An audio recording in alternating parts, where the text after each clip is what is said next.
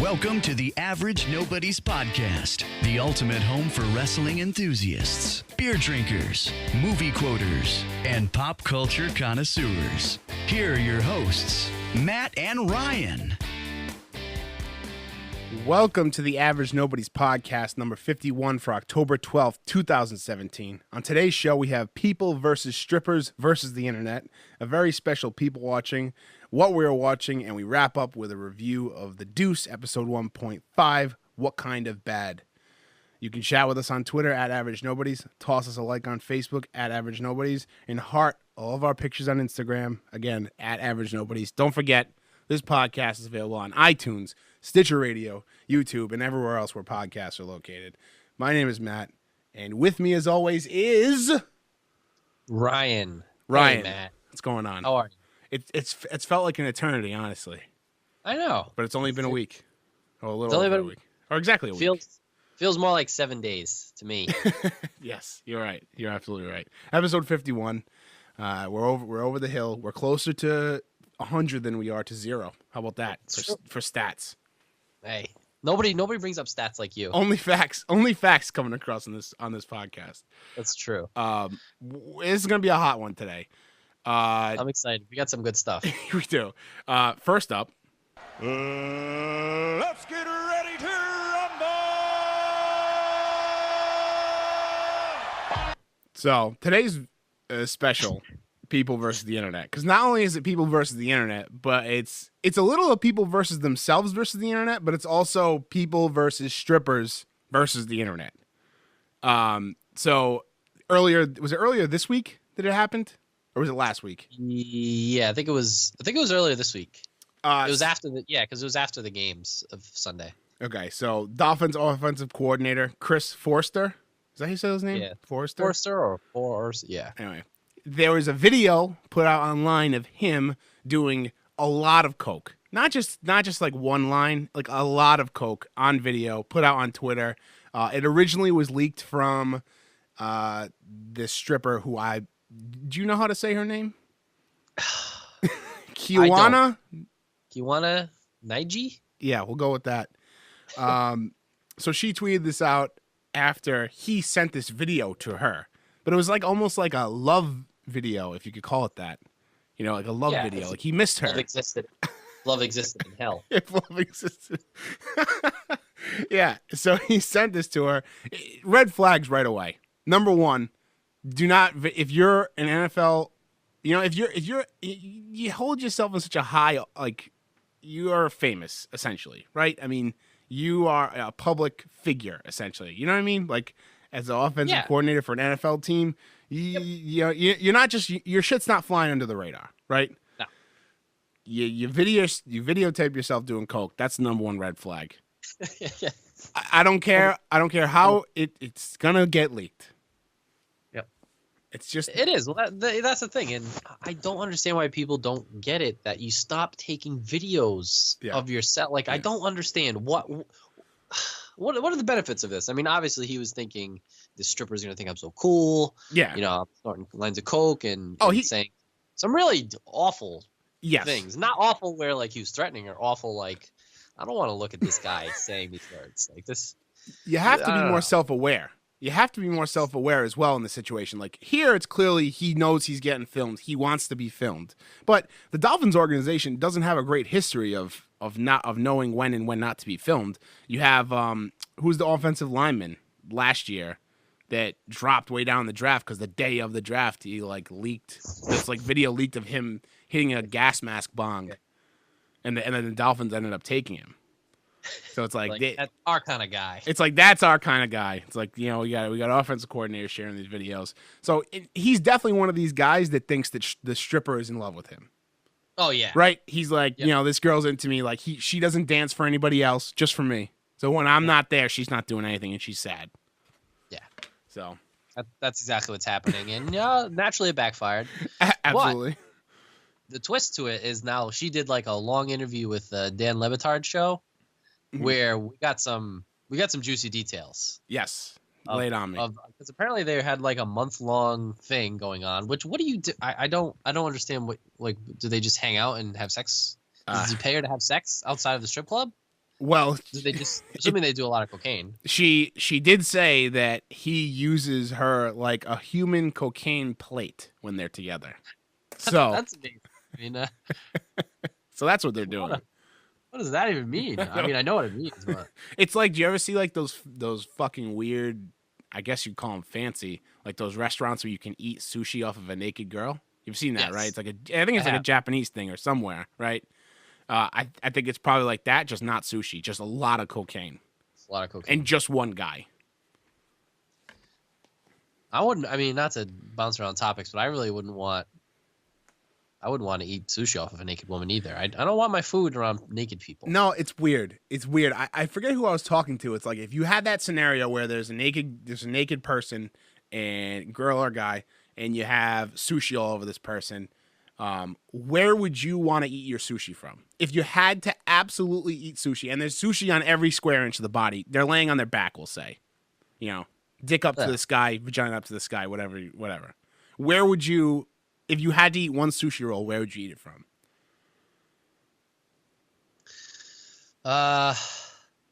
Probably the breast, right? I guess.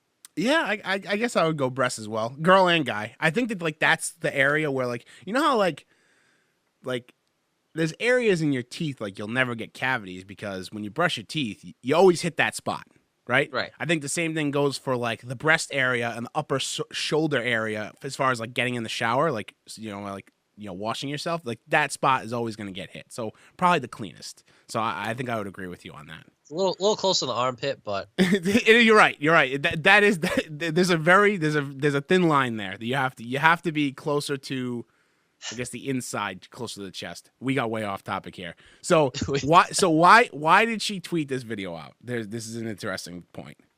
So according to her, she put this out for two reasons. Okay, the first is racial inequality. So whoever had racial inequality on their bingo scoreboards, put your X on there.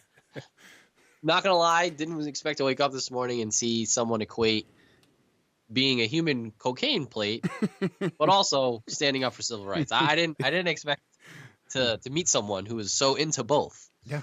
But so her thing is there should, white offensive line coaches shouldn't be able to be snorting cocaine and, doing whatever they want while black people are getting, I'm trying to think of the right word because they're not being persecuted, but they're getting some flack for kneeling during the anthem. Right. So she felt like this white guy, and she's like, I like him. He's a nice guy, but, she was trying to make a statement, which is an odd statement. I don't know if this is the statement you should be making for racial equality. Yeah. But it's, yeah. And the other thing is, I guess he was starting to get like aggressive with her. Like after he sent the videos and he would come down off of his high, he would like, he would threaten her. I don't mean to laugh, like, but that's. Oh, what a mistake I've made. Oh, you think you're snorting cocaine and saying these awful things, but I guess he was like threatening her, like you can't send this to anyone, like I'll get fired. So she sent it to people and he got fired. She definitely sent it to people, to the whole world. It's actually not mixed. So not mixed. Yeah. So he resigned. He resigned. He did. He had actually a pretty long coaching career. I was looking it up. Naturally, he used to coach for the 49ers and the Bucks. Yeah, I did see that. He was some kind of like a linebacker coach or something for the Bucks or something. I don't know. For 5 years. Yeah. He's coached actually, let's see, the Vikings, Bucks, Colts, Dolphins, Ravens, Niners, Redskins, Niners, and Dolphins again. Yeah, he's a journeyman. And I will say that I don't think that this habit of using someone as a human cocaine plate is something that, pops up overnight. So I gotta imagine before there were camera phones, he was also doing this. Yeah, and I don't know if it's just gonna go away now. Like I don't No, I don't know if that's something you just stop doing. No. Like I got caught, I'll stop. It's like, no, you obviously can't control yourself. No. So something's wrong with you. He's only sorry that he got caught. The video got leaked. Exactly. Yeah, he's gonna keep doing it. He's probably doing it right now.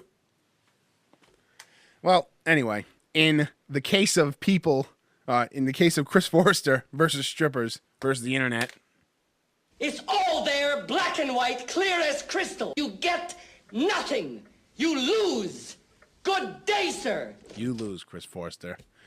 So, went down to Florida this weekend with my dad, hang out for the weekend. We decided to do a little sightseeing. So we drove down so my parents have a condo in Sarasota. We drove down about 45 minutes to Venice, I want to say. Okay. I think that's where it is. Anyway, we got to this area. It was like a shopping plaza, like on the water. And we went into this museum. It was a military museum. This is like kind of like little, like, completely funded by donors, like little thing. There's no admission. You just go in there. My dad's like, it's pretty cool. Let's go check it out. It's like a self-guided tour usually. You walk in there, you go around, you see all the stuff. So anyway, we walk in, and there's this old man sitting there with his full, like, captain. I think he was a captain. So he had, like, this full white uniform with all these, like, he's so decorated, has all the badges, all the, pins and all the medals and everything. He pops up out of his chair, 91 years old, pops up out of his chair, comes over to me and my dad, and was like, I'd like to show you around. And we obviously couldn't say no. Are you going to say no to a guy like this? No, I mean, how do you say no? You can't. Like, So you say no, he might just disintegrate right in front of you. Like, that's yeah. It would have broke his heart. It would absolutely would have broke his heart. And he was a super nice guy and very, very knowledgeable. I will say this: we didn't see like a quarter of the thing. It's a little tiny museum. We didn't see a quarter of the things. He just like skipped 90% of it. And we got to the end. He's like, all right, see you later. And he just like sent us out the door. We're like, oh, we're going to go back and look at the other stuff. He's like, no, that's it. That's the important stuff. I'm like, all right. So anyway, So it got real. This guy, he's an American hero. He served 36 years in the military. He started off like diving. He tried to join the Marines when he was 15, but they wouldn't let him do that. So when he was 18, he became a Navy SEAL and was diving in Antarctica. And he was saying how, and I don't know how true this is, he was like fighting polar bears. I don't know. So he's talking about fighting polar bears. He was talking about how the polar bears eat the seals and this and that and this and that. I just have a quick question. Yeah. Was he fighting polar bears? Like, was that part of his duty? No. I honestly don't know. I forget why he was in Antarctica, but he said it was just like, the war was going on, not to mention, like, I had to fight polar bears as well. So that's actually not a story that's told every day. It's like, you hear about people getting, like, trench foot and they have to fight a war. But this guy was, like, diving in ice cold water, and while the war is going on, he's also fighting polar bears. So, good for this guy. So we go up to the first cabinet, and he shows us a picture of his father, who was also a military man. And then he shows us some Civil War things, normal stuff. Then we get over to the Nazi cabinet. It's like Nazi memorabilia, top to bottom, and he was telling us about the Germans and whatnot, and he was saying how after the war was over, they would ransack cities and steal all of the Nazi memorabilia to bring it back to America. So, number one red flag. Okay, fine. Maybe this is just a thing. You bring it back now, right. A souvenir from the war. Then we got talking about the Japanese, and the Japanese soldiers specifically, and he basically took a replica gun and explained to my dad and I how to kill a Japanese soldier. So that was an interesting thing. He made it a point to let us know. Well, he made it a point to let us know that the Japanese soldiers were shorter than Americans. So when you attacked them, you had to aim down. And he explained how the bayonet on a gun works, how you like stab them. He's like, you can knock them out, but then you might have to stick them a few times. This guy was like completely unfiltered. He's an old man. Like and this is like what happened in his life. So, but it was just so wild to hear it coming from, I don't know, like I had never heard stories like this before. Like, it seems kind of intimidating. He was not a very intimidating guy. He was kind of a small guy himself, but he left no details out. I will say that. And then I think he ended his career on a big like fueling ship that fueled like aircraft carriers and whatnot while they're out on the water. And he gave us like a picture of the boat that he was a captain of, and he signed it and like sent us on our way. Again, we missed like 90% of the museum, but very interesting character to talk to. And so if you're ever down in Venice, I believe it's Venice, go in there and see. His name is John Ames. John Ames. He's the guy you want to get a tour with. He'll tell you everything, even stuff you don't want to know. Sounds like someone you really can't forget. No way. So that was interesting. But he was a sweet guy. Nice. Ryan, nice. What are you watching? So I actually just started The Good Place. Okay. Which is season 1's on Netflix. and it's the newest show from Michael Schur. He's the one who he wrote for The Office, created Parks and Rec. It's with Kristen Bell, Ted Danson, and then just a bunch of like random character actors, but it's really good. So it's about the good place is technically heaven. So Kristen Bell's the main character, and she dies, and the show opens up with her kind of like in purgatory. Okay. And they like so everyone in the show is dead, and then Ted Danson plays Michael, who's like basically like the Archangel Michael. And like when you meet him, he's kind of like judged your entire life and decides if you go to the good place, which is heaven, or the bad place, which is hell. And she goes to the good place. So it's kind of like about that. There's like a lot of twists and turns. It's really cool. I won't spoil it for anyone who wants to watch it because it's super easy watch. 20-minute episodes on Netflix. Like I think 13 episodes in the first season. And the second season just finished, but it's not on Netflix yet. But you can watch it on, I think it's NBC On Demand. Okay. But it's really good. Is it a comedy? I really like it. It's a comedy. Yeah. Okay. All right. So it's pretty funny, and it's like it starts kind of slow, but I think it's because it's just such like a different topic that it's kind of hard to just speed through that. But it's really good so far, and now we're finishing up season 1, and it's just like really hilarious episodes. Nice. So I'd certainly recommend that. Still watching This Is Us, which is just had episode 3 on Tuesday night. I would still highly recommend that. It's only on season 2. I started watching it. Well, the first episode Lindy showed me, and I had no idea she was showing me. She was like, "You should watch this show. This Is Us." I'm like, "All right, cool. I'll watch it with you." And it ended up being the season finale last season. Oh, jeez. So I watched that, and then I watched the first episode of this season, but I haven't watched any more. It's good. I really like it. I mean, it's sad. Oh, it's super sad. It's very sad. It's great acting. So I would recommend that. And then I watched the new SNL with Gal Gadot. Nice. Gadot. Yeah, I don't know. We when we do it on the movie podcast, we talk about her a lot, obviously, and we said Gadot because we thought like that's the silent T, but apparently it's Gadot.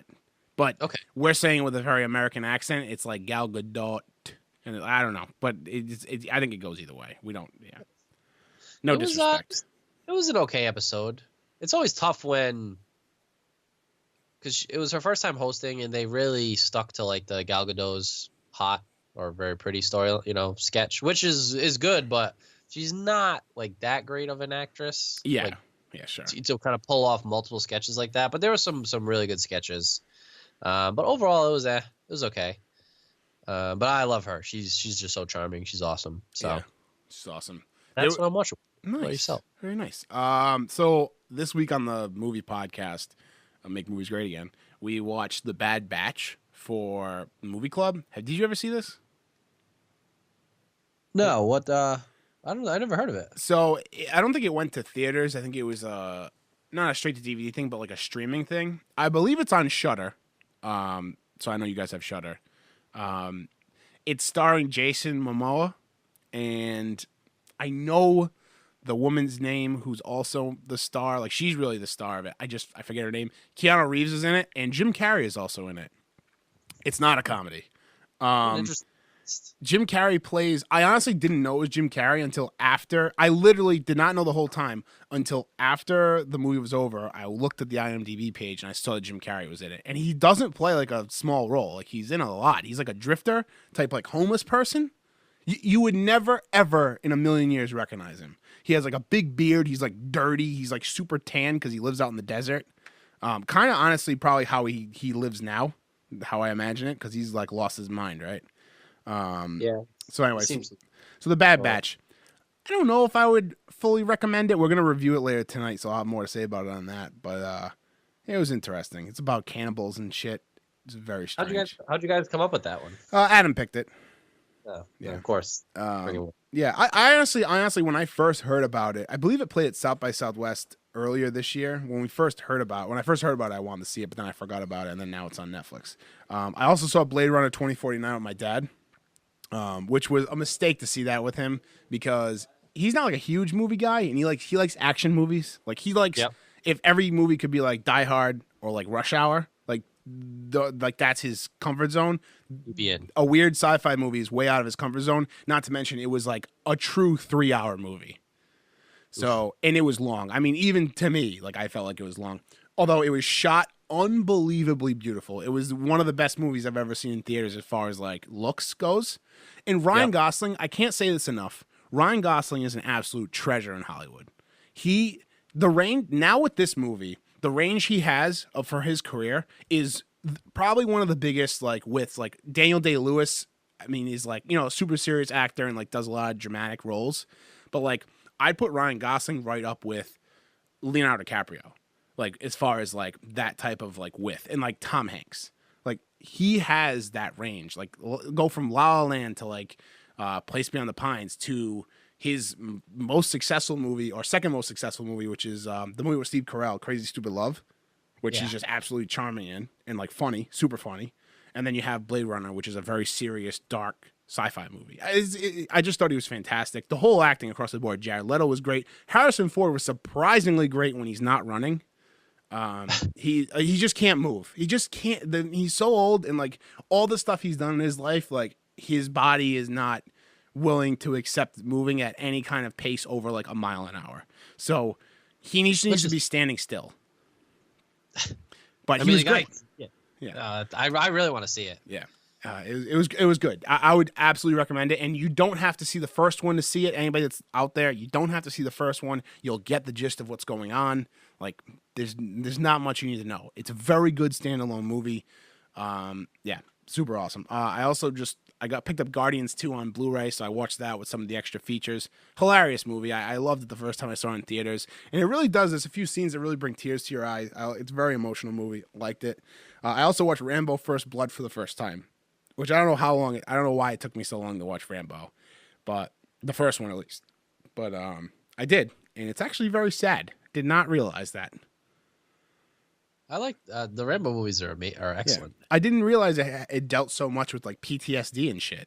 Like that was very shocking to me. I thought it was just like this guy runs around the jungle and like shoots people with big machine guns, but it's a lot more than that. So it's like it deals with like veterans coming home from war and shit. Like very, very topical, honestly. So I liked it a lot. And Sylvester Stallone is a great actor as well. You know, say what you want about the roles he picks or whatever, but you know, he's a Hollywood icon. Yeah, and he knows what he's good at. Yeah, exactly. And there's nothing wrong with that. I mean, that's what Arnold Schwarzenegger does, right? And there's nothing wrong with the career Arnold Schwarzenegger has had. Absolutely not. No. So that's it. That's what I've been watching. Nice. We're watching Gerald's Game in the movie club this week for the Make Movies Great Again movie club. Did you see that? Did you see the trailer? Ollie couldn't get through it. Couldn't get through it? It was bad? It's very intense, and it's only like there's basically one actress and one actor. Yeah, I watched the trailer and I kind of understand like what is going on with it. It looks intriguing, and I like the Netflix. It's a Netflix movie, right? It's like a Netflix, not original, but it's a Stephen King adaptation that Netflix did. Yeah. Yep. Cool. I know. I'm gonna check it out. I didn't say it was bad, but yeah. We'll see. Honestly, we're watching too many good movies, and that sounds like I shouldn't be complaining. Like we're watching too many good movies on Movie Club. We really need to like tone it down here. We need to like pick some weirder stuff. So back to the meat. Yeah, because you never know. You gotta kind of extend your range. Yeah. So that's it. Want to talk about the Deuce? I'm ready. All right. So episode 1.5. What kind of bad? Directed by Ulta Breezewitz. Is that how you say that? Yeah, looks correct to me. So you might not recognize her name, but she is known really for her cinematography. She directed an episode of The Wire. Cinematographer on The Wire. She directed an episode of The Defenders, 4 episodes of Orange is the New Black, 1 episode of Iron Fist, 1 of This Is Us, and 1 of Jessica Jones. So actually, what a range. Yeah, a lot of range there. So you see like This Is Us. You see like she dabbles in the Marvel Netflix stuff. Orange is the New Black. So a lot of stuff for Netflix. She was also, like you said, the cinematographer on The Wire, which, from what I've heard, that's a pretty well shot show.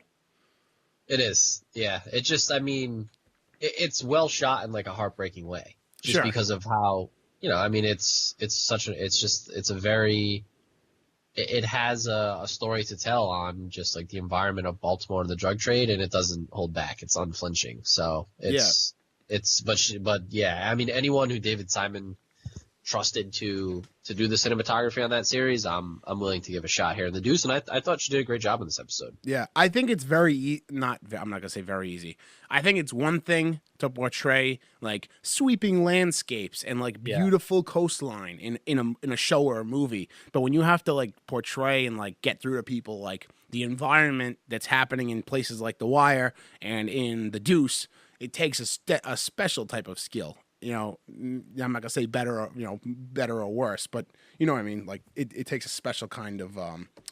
But I think you're right. I think she did. And the Deuce has a lot of things visually going on. It's cigarette smoke. It's the nightlight. It's like that kind of stuff. So yeah, I thought this was great. What was your first takeaway? Like, let's jump right in. What was the first thing you remember from this episode? What stands out? The big thing was. So I was reading a review of the episode, and it kind of reminded me of going back to The Wire, because a lot of people who watch The Wire, their biggest negative or drawback from either they watched it or they won't watch it because the plot was too slow. And we talked a little bit about this last week, where we're having fun getting to know the characters, but what the hell is the plot about? Yeah. And the guy I read his reviews of, he's a big fan of David Simon, loved The Wire, loved Trem. And this is the first episode of the second half of the season, and the plot really sped up. Like you kind of really saw where it was going. But the biggest thing that I saw was the difference between like the workers, the prostitutes that enjoyed what they did, and the ones that were really trying to do something different. Mm-hmm. So like Darlene, I mean, she's going so far as to use the ticket that Abby gave her to go back to her hometown to recruit some of her friends to come be hookers. Yeah, not good. Like that's how much she enjoys doing what she does. Yeah. And Abby thought she was saving her, and I love that scene in the bar when Abby looked at her like, "You're back," and she's like, "Look, this is who I am. Like, I'm sorry. I know you thought you were saving me by giving me a bus ticket back home. I don't want to go back home. This is my home now." Yeah. So there's people like that who embrace it and for some reason love it, but then you have the people like Candy who, another bad week, not a great week. Not a great week for Candy. And she's trying to get out of it. So I think she knows, and maybe that could also be Candy's obvious. We don't know their ages, but Candy's obviously older. She's been doing this longer, so it would make more sense for her to be like, F this, like I don't want to do this anymore. Where Darlene still. I mean, we really haven't seen her get it too bad. Not that she lives a glamorous life by any means, but her main customer is the guy who watches movies with her. Larry Brown obviously has a sweet spot for her. You know what I mean? Like she'll come in late, she'll be under money, and he's okay with it. So maybe she just hasn't experienced the same awfulness that Candy has. But I kind of really like that contrast that they showed us, where there's certain people like it still, like Darlene, and then Candy is just so it's like the yin and the yang of the hooker game. Yeah. So do you think, going back to talk about Darlene, she went home, it obviously didn't work for her, right? Do you think that that's the reason why she do you think she was actually going to try and give it a shot to go home, or was she always just going to come back? No, I think that when she got that ticket, she probably went to Larry Brown, and they came up with a plan. Like, all right, if I'm going to use this ticket, what am I going to do? And he's probably like, look, I need more girls. Yeah, that's probably true.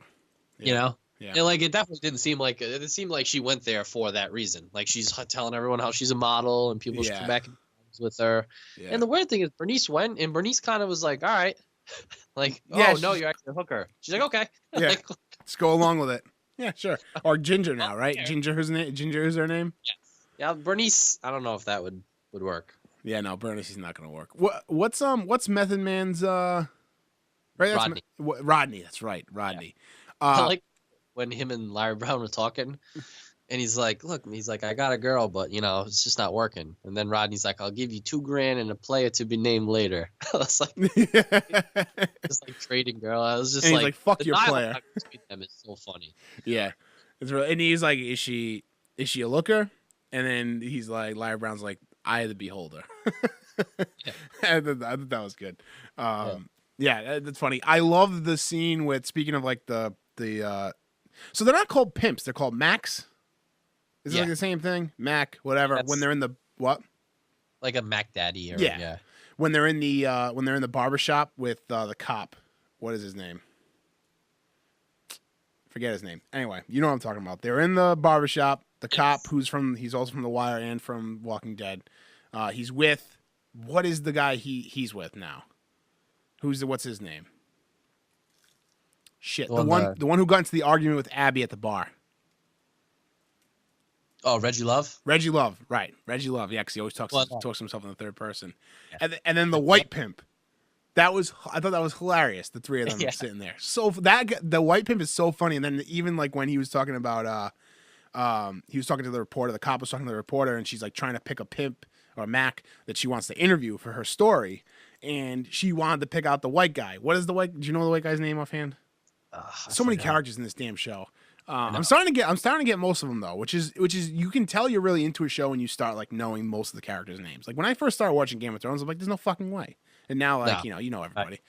But anyway, so the white guy is in there, the white pimp, and she's like, oh, how about him? And she's like, I had to pick up his girl for beating on him one time, which I thought was hilarious. that was great. So the black cop is Chris. Okay, Chris Alston. Okay. And trying to find the white. Isn't it like Howie or something?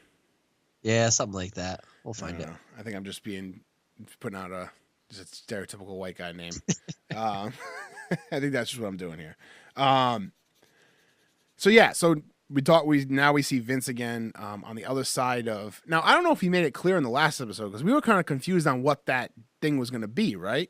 Like what his that new business offer from Rudy was going to be. So they showed us the space, but I don't think they actually said what it was going to be. Yeah, which I thought was odd because then they came right in this episode and they just started talking about a massage parlor. Yeah. Essentially a place for, the prostitutes to go and work inside. So now he's running that to his chagrin because he didn't want to do it at first. But now you have, is it Bobby? Yeah, but his brother-in-law, kind of like convinced that he seemed pretty eager to. It's like, I'll do it. Yeah. Well, his doctor told him if he works another high stress job like his construction job within a year, he'll have another stroke. And which honestly, I don't think that this is going to be any less stress in the end. I have a feeling. Got a feeling it's going to be worse for him. Yep. Unfortunately for Bobby. But Frankie's all about it. And honestly, Frankie started off this show as like kind of like a fuck up and.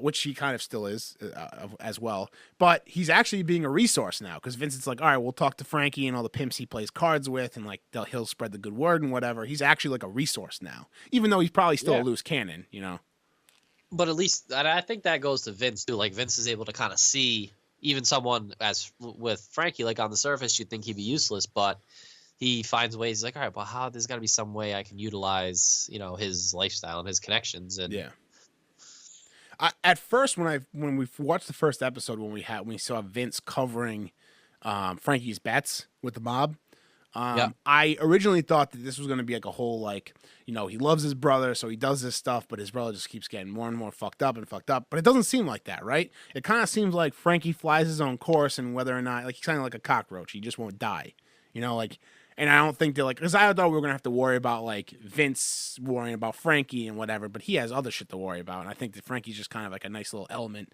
added into this. What do you think about that? Yeah, no, I felt the same way. Like I was a little nervous that Frankie was going to do something that was going to get Vince in trouble or hurt, with the mob or something. Right. But now I think he's just more of a comic relief type guy. What he could always still turn out to be something that gets in trouble, but he does seem kind of more just there for his, the one-liners and stuff like that. Yeah. So, but it's interesting because the massage parlor is really going to tie in with the no-go zone, with the cops, and the cops are obviously really trying to get all the girls and stuff off the street. So they'll give them that no-go zone, but everywhere else they want it either into the theater, into what I'm assuming, porn becomes. Yeah. So the filming of it inside and also the massage parlors. Yeah, which now things are starting to come together on why there's the no-go zone, right? Because we were questioning that, like what the whole big picture was with that, and now we kind of know that the mob is paying off the police, and there's a deal downtown. You know what I mean? There's something going on. We know it's about cleaning up the streets. That's what we know right now. Right. It's about getting them off the streets and into the massage parlors and, like you said, in the theaters and then also our buddy, the porn director, back in this episode. So happy to have him back. He's so good. He plays such a good role. What is his name? What is his name in the show? Harvey. Harvey. That's right. Yes. We'll get these names. Harvey. So glad that Harvey's back. He seems like a pretty decent guy in this seedy world. So I like Harvey. He's one of those, because I feel like the best you can ask for in this world is just who you are on the surface is who you are. Like, that's the best case scenario. Yeah. You're not going to meet a golden boy. You're not going to meet the perfect woman. Yeah. But at least if you can meet someone who, they say it how it is and they speak their mind and that's who they are and they're not like deceiving you and sneaky, then that's really all you can ask for. And that's who he seems like he is. Yeah. We thought we had that in Vince, but we can kind of see Vince kind of got thrown for a loop when he got a little jealous with Abby going with that guy to the college party. Yeah. That was not a side to Vince we usually see. No, and she kind of said it the episode before where, I'm in control, and I think he kind of knows that now. And yeah, he understands what that means. Right. Yeah. So he's like, oh shit. Yeah, it's shit. one thing when you're about to bone, you know what I mean? Like her saying that, it's like, yeah, whatever. But now, you actually, now you actually see it. So that's interesting. Thought that was really cool. I see you have down here the same observation I had. That fucking movie theater that their other bartender, the gay bartender, went to, a fucking absolute free-for-all. At first I was like, oh, he's like watching gay porn. And then they cut to the other shot, and he's just fucking jacking it in there. Dick out. Just dick out. Fucking. And then he's getting a blowjob. It's like, Jesus Christ. This guy walks right over. Hey, you want some company? I guess that's code for a blowjob. Yeah. Oh, insane. Like, that's, hey. I don't want to go to that movie theater. I'm just going to put it that way. No. Imagine going to that theater. Oh, my God. What is going on? I mean, I guess if you're in there watching that type of thing, like, you deserve what you get. Yeah. Why did that guy get picked up? The cop? Yeah. No. Why did the bartender get picked up outside that theater? I don't know. He said for soliciting, but I don't know. I mean, I'm sure what they were doing was not legal, but there was no cops in there. How are you going to grab them, like, on the way out? I guess it doesn't really matter. You'd have to grab everybody. Yeah, right? I mean, they were all fucking jerking off and blowing each other in there, so. Yeah. Yeah. I don't know. But then our other favorite character, Big Mike, went down to the police station and bailed him out. I love Mike and Mike Big Mike. I love that him and Black Frankie just fucking Black Frank just hang out down at the end of the bar and just fucking drink, and they're like the muscle. That seems like the best job ever. Do crossword puzzles? Yeah, no, yeah, that's right. Yeah. What was the word he was looking for? Some like Korean food or something? Yeah, like bop. Yeah, bop. Yeah, that was great. But it's so fun. Like that seems like the great. Unless you have to actually use your gun or throw people out, like that seems like the best job in the world. Just having to like sit down and. Yeah, but even if you only have to do that once in a while. Yeah, it's worth it. You're right. You're absolutely right. That's definitely worth it. What else from this episode? We talked about Candy. She had a rough couple of weeks. She got beat to hell this episode. And Harvey was like, you'll come to work in a couple weeks. Looks like you need a couple weeks. Yeah. Which is very nice of him. It was nice. Yeah, I mean, and he probably doesn't want to have a girl with all bruises on her face on video. Yeah, no, that's not great. No, it's not good for business. Definitely not good for business. You got, I believe now. So, what was the deal with CeCe's girl? The one who's like kind of like the one we met in the first episode. She came off the bus and she was like crying. Yeah. So what was that about? Do we know any backstory to that, or is that kind of just like a? I think they're gonna probably explain that this week. Okay. Like that seems like something that, like, we just only got a first glimpse into. Yeah. Yeah. So I don't know. I mean, because you got that. There's a lot going on. I love it. Like they really pumped up the plot this week. There's just every character kind of had like a new thing, Yeah, absolutely. One of the observations I noticed. It doesn't seem like anybody ever pays for a drink at Vince's bar. Like you never see cash exchange. No, never ever. When Reggie Love, oh no, not Reggie Love, CeCe's other girl, his original girl, the one he stabbed in the armpit. Yep. She sits down for a gin. She doesn't pay. No. She doesn't pay. I mean, that I assumed that maybe it's on the pimp's tab or something. But also, nobody ever pays. No. And it doesn't seem like Vince seems like he's very concerned with how the bar is doing, and he doesn't want to start something else because he wants to really build that up. But he's also not taking money from anybody. Also, I'm pretty sure he's given out free drinks in every episode. Yeah. Drinks on me, everybody free round, this, and this, free drinks. I think he's racking up a debt at his own house. Yeah, they had to pay out of the cash register to get Paul out of jail. Yep, that's right. Yeah, you just rips money out of the. Yep. So maybe Vincent isn't a great bar manager as we think he is. Yeah, it seems like they're in horrible debt. Yeah, maybe they're just hemorrhaging money. So that's not great for him. Good episode though. I fucking love this show. I'm invested. Like I love this show now. I hope it goes for the length that it needs to go. I hope it. His shows never go beyond like 4 years or so. Like he likes to tell his stories pretty concisely. Yeah. But it's just like I'm glad because they already got renewed for season 2. I think the ratings are still good. Yeah. And honestly, the episodes this season are only going to get better because his style is to really ramp up the plot, but not water down characters either. Yeah. And like we talked about last week, the kind of benefit of this type of storytelling is you're already invested in almost all the characters. So once the plot starts ramping up, you care about what happens to these people. And we've already seen them all interact with each other, so it's not going to look weird when they're, you know what I mean? It makes sense. They're all in the same universe. Yep.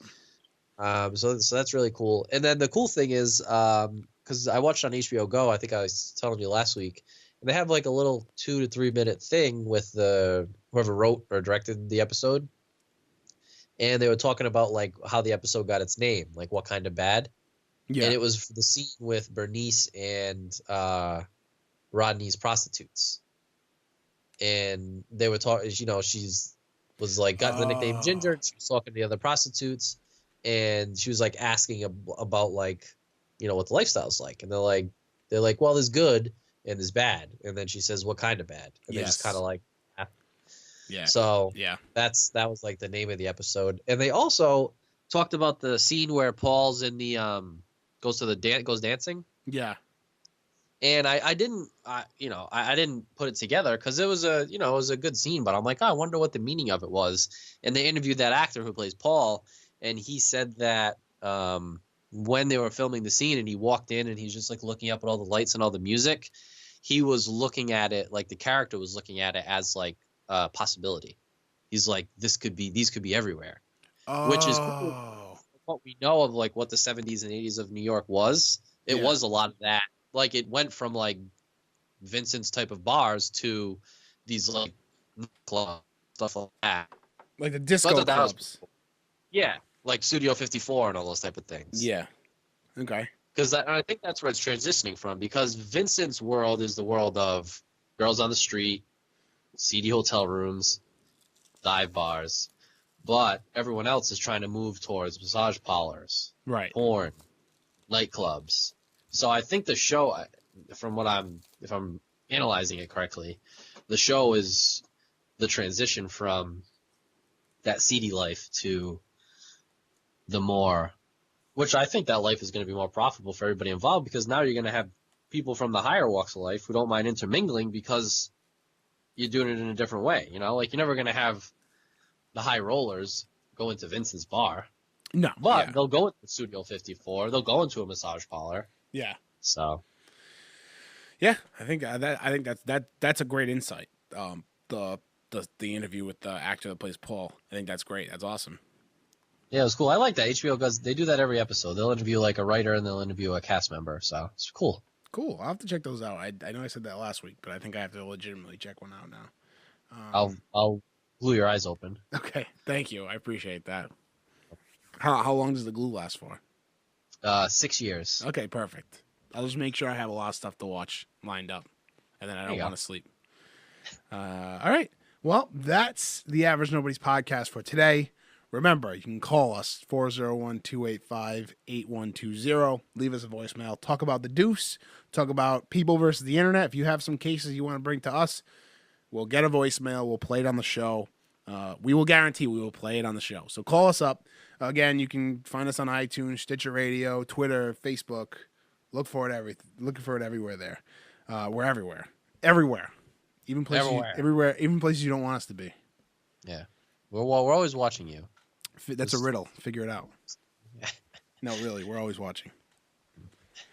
All right, well, that's the Average Nobodies podcast number 51 for October 12th, 2017. Ryan, thank you, as always.